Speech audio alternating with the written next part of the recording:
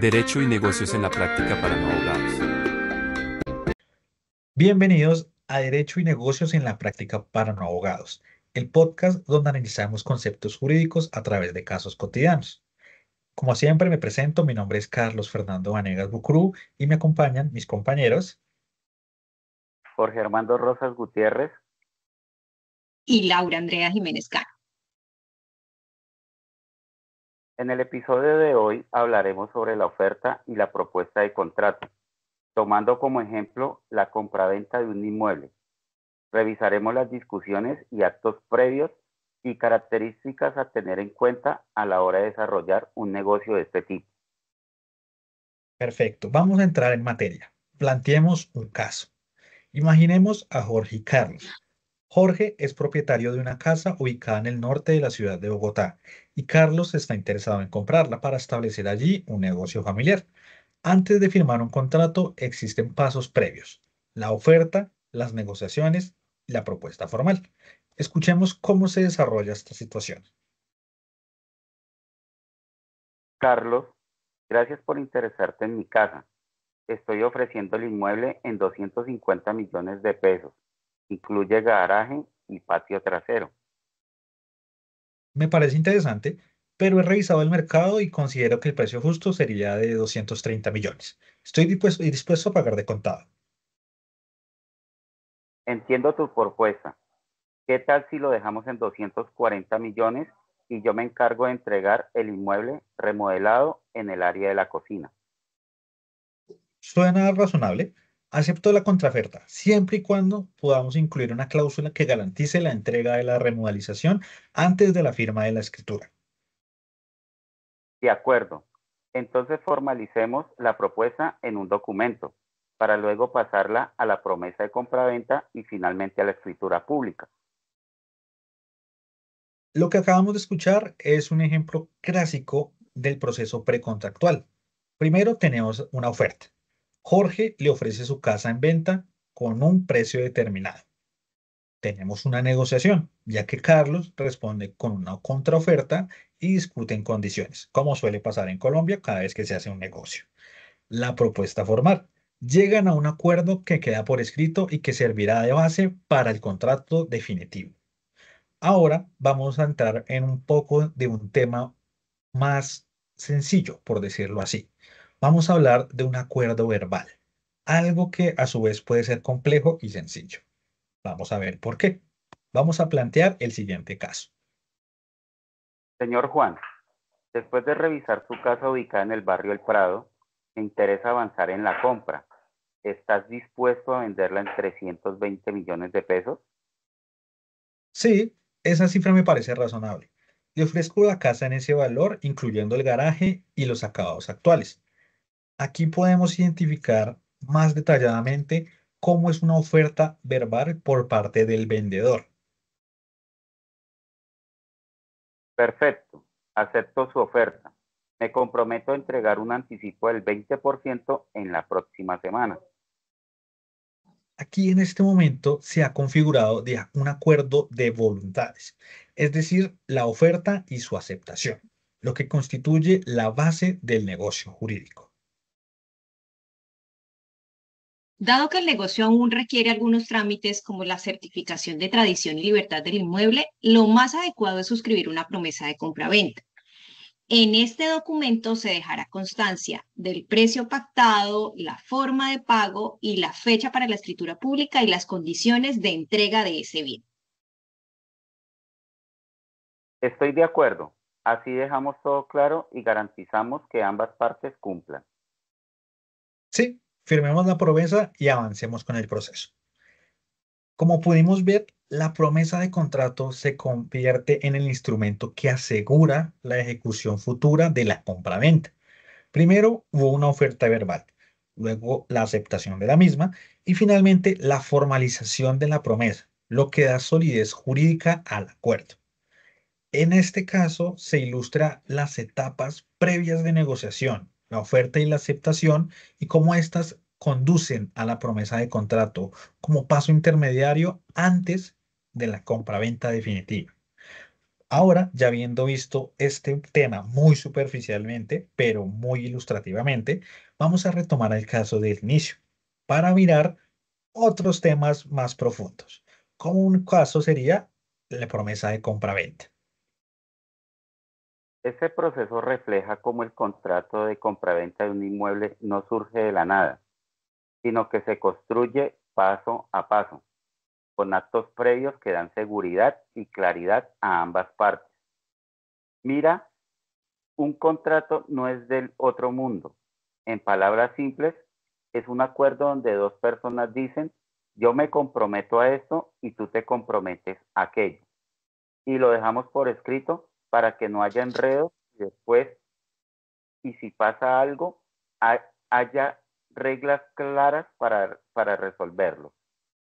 Ahora, volviendo al caso de Jorge y Carlos, ellos ya hablaron, ya tienen claro que la casa se va a vender en 240 millones, pero todavía no están listos para hacer la venta definitiva. ¿Qué pasa en ese punto? Pues pueden firmar una promesa de compraventa. ¿Y eso qué significa? Básicamente es como decir, no podemos cerrar el negocio hoy, prometo que lo haremos en el futuro bajo estas condiciones. Es un paso previo que sirve para asegurar el negocio y dejar todo claro desde ya. Precios, gastos y compromisos. Lo chévere de esta promesa es que da tranquilidad a los dos. Jorge sabe que Carlos no se va a echar para atrás de la nada y Carlos tiene la certeza de que la casa será para él en cuanto cumpla lo acordado. Ahora, es importante aclarar que el contrato de promesa de compraventa no es obligatorio para efectuar un negocio de este tipo. Se utiliza como una herramienta para asegurar el negocio y sus condiciones y características a futuro. Ahora vamos con unos pequeños consejos antes de firmar un contrato, que puede que no los consideren, pero son bastante importantes. Antes de firmar cualquier contrato de compraventa, es fundamental hacer una verificación previa de la información. Esto aplica tanto para quienes compra como para quien vende. Del lado del comprador, lo primero es asegurarse de quien aparece como vendedor sea realmente el propietario del inmueble y revisar quiénes han sido sus dueños anteriores. Esto evita que en el futuro surjan problemas, como una posible extinción de dominio. ¿Qué es lo que pasa cuando el Estado puede quitar la propiedad si descubre que algún antiguo propietario estuvo vinculado con actividades ilegales como el narcotráfico? Para tener mayor seguridad, existe una lista llamada OFAC, en la que se puede consultar si alguna de las personas relacionadas con el negocio aparece vinculada con delitos de este tipo. Además, no basta solo con mirar el estado físico de la casa o el apartamento. También hay que revisar sus condiciones legales. Para eso sirve el certificado de libertad y tradición, que muestra si el inmueble tiene embargos, deudas o limitaciones jurídicas, como una afectación a vivienda familiar.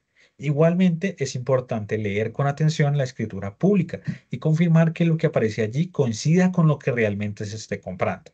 Por su parte, el vendedor también debe hacer su tarea, al menos asegurarse de que el comprador sea una persona seria y responsable, capaz de cumplir con lo que se llegue a pactar. En conclusión, antes de firmar un contrato es necesario revisar con calma, mucha calma, quiénes son las partes, cómo está el inmueble y qué antecedentes tiene. No solo las personas involucradas, sino también el inmueble o el inmueble en cuestión. Estos pasos sencillos pueden evitar problemas serios a futuro. Ahora, ya vimos cómo la promesa de compraventa sirve para asegurar un negocio futuro, como en el caso de Jorge y Carlos que acordaron la venta de la casa por 240 millones de pesos. Ahora imaginemos que ya se cumplieron las condiciones que se pusieron en la promesa. Carlos tiene el dinero listo y Jorge tiene todos los documentos en regla. En este momento, lo que sigue es firmar ya un contrato de compraventa, que es el paso definitivo donde el bien realmente cambia de dueño. Pero, ¿qué es un contrato de compraventa? Pues en términos sencillos es un acuerdo entre dos personas en el que una entrega el bien y la otra paga un precio en dinero, nada más ni nada menos. En el caso de Jorge, Jorge es quien entrega la casa y Carlos entrega los 240 millones de pesos. El Código Civil colombiano dice exactamente que Una parte se obliga a dar una cosa y la otra a pagarla. No nos quedemos solamente con esa definición. Aquí lo importante es entender sus características y requisitos porque esto es lo que lo va a diferenciar de otros contratos. Entonces, hablemos, por ejemplo, de las características del contrato de compra-venta. Primero, es un contrato bilateral. Esto quiere decir que genera obligaciones para ambas partes. Jorge tiene que entregar la casa en las condiciones que se acordaron y Carlos tiene que pagar el precio convenido. Si uno de los dos no cumple, el otro puede reclamar. La segunda característica es que es un contrato consensual. ¿Esto qué significa? Que basta con que las dos partes estén de acuerdo sobre el bien y el precio para que el contrato exista. Claro, en el caso de estos bienes raíces, como es el caso de la casa de Jorge, pues además de este acuerdo, la ley va a exigir que se eleve a escritura pública y que se registre en la Oficina de Instrumentos Públicos para que tenga una validez frente a tercero. Como tercera característica, este contrato es oneroso, es decir, no es un contrato gratuito. Ambas partes esperan recibir un beneficio. Jorge recibe el dinero y Carlos recibe la casa. Aquí nadie da algo a cambio de nada. Cuarta característica es un contrato conmutativo, lo que quiere decir que desde el inicio las dos partes saben exactamente qué van a dar y qué van a recibir. Jorge sabe que le van a pagar 240 millones de pesos y Carlos sabe que va a recibir la casa. Aquí no hay nada de sorpresas.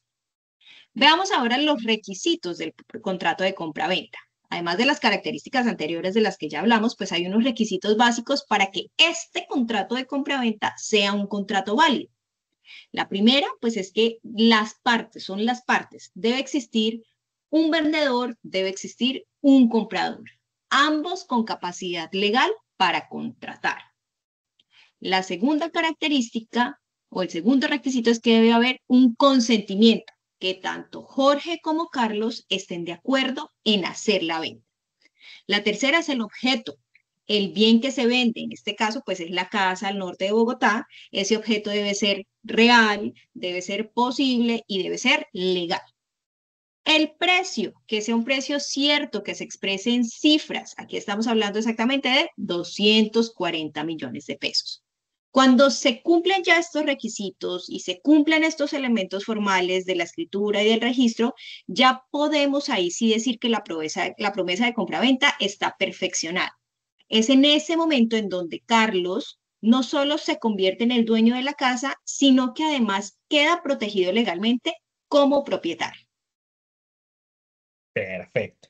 En ese orden de ideas, hoy aprendimos lo siguiente. La promesa de compraventa asegura el negocio y el contrato de compraventa lo materializa.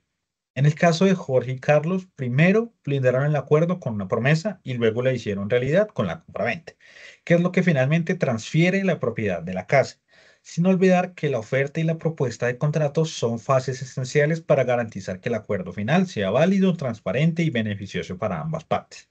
Así el derecho no solo regula la compraventa, sino que acompaña con cada paso de la negociación. Muchas gracias por acompañarnos en este episodio de Derecho y Negocios en la Práctica para no abogados.